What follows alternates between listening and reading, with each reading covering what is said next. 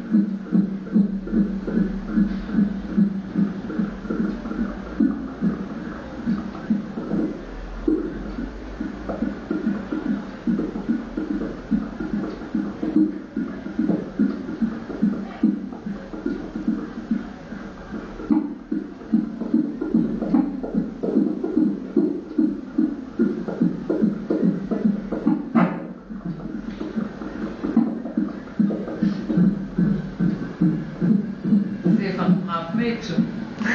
Ja. Dann lass mal so 5 Minuten laufen. Was heißt jetzt? Nachts nicht. Oh, schätze dann. Ärgert dich nicht, was Mama über dich sagt. Ja. Wenn man immer uns den Bauch einklemmt und dann fängt dann die Laule wieder. Weiß dran nicht. Man hört auch nicht so schnell. Das Kind möchte, dass es von meiner Hand gehalten wird. Das geht sofort.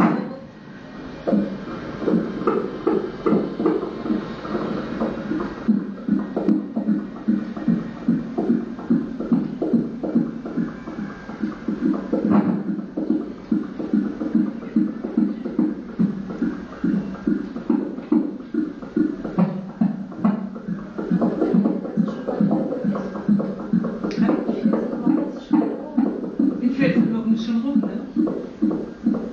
Ja.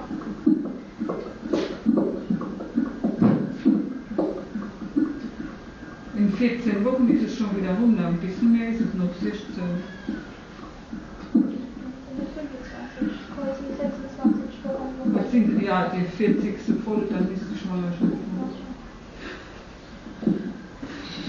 Da war die Hoffnung der Feind des Gedanken.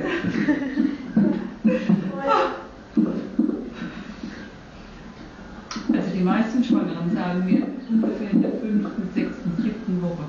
Also mein Kind kommt sicher 3 bis 4 Wochen früher. Das wissen die schon so früh? Ja.